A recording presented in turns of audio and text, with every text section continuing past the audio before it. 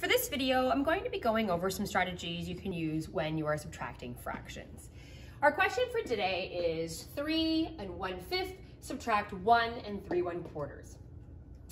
Now, when you're dealing with mixed numbers, you're going to separate the whole numbers with the fractions. But you always want to make sure that you can actually subtract the fractions before you do that, before you do the subtraction. So when I look at the fractions here, I see that it's 1/5 subtract 3/4. But 1/5 is less than or smaller than 3/4. Much like when you're doing a subtraction question with whole numbers, if I'm trying to subtract 7 from 0, I need to borrow from the tens column in order to do that subtraction. So we're going to do the same sort of thing when we're dealing with mixed numbers. I know I have these 3 wholes, so I can borrow from these 3 wholes. So the value of 1 whole I know is 5/5 because my shape is divided into 5 parts and a whole represents having 5 of those parts. So I now have, if I take 1 whole away from the 3, I'll have 2 wholes left. So it becomes 5 1/5 plus 1/5, which equals 6/5. Now I can subtract the fractions. So 6 1/5 subtract 3 1/4. I use my common denominator because they have to be equivalent. I find the common denominator of 20. So it becomes 24 20ths, subtract 15 20ths, which equals 9 20ths. Now I need to make sure that I include those whole numbers, and my answer becomes 2 and 9 20ths.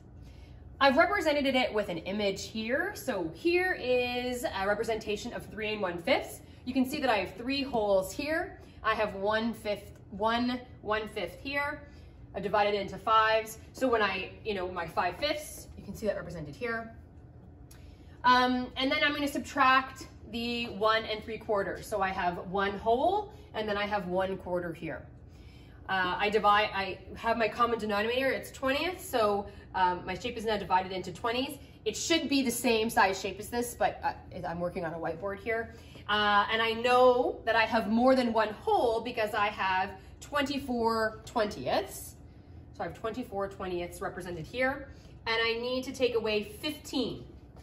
So I literally just 2, 3, 4, 5, 6, 7, 8, 9, 10, 11, 12, 13, 14, 15, and I'm finished with 9 20ths. And then of course I bring in my 2 wholes, so I have 2 and 9 20ths. Now, method number 2, when you're dealing with a mixed number, is you can convert both fractions into an improper fraction. And again, an improper fraction, the numerator is larger than the denominator to represent that you have more than a whole. So again, 3 1/5 subtract 1 and 3 1/4. When I'm multiplying out my mixed number, I know that I have 3 wholes. Each one of those wholes is 5 1/5. So I can multiply my whole number by my denominator because that represents the number of parts my fraction has been, my whole has been divided into. So 3 multiplied by 5 gets me 15, and I know that I have 1/5 already, so I add that. So my improper fraction becomes 16/5. Subtract, I do the same thing here. 1 multiplied by 4, because I know I have 1 whole, which is equal to 4. 1 multiplied by 4 plus the 3, so minus 7/4.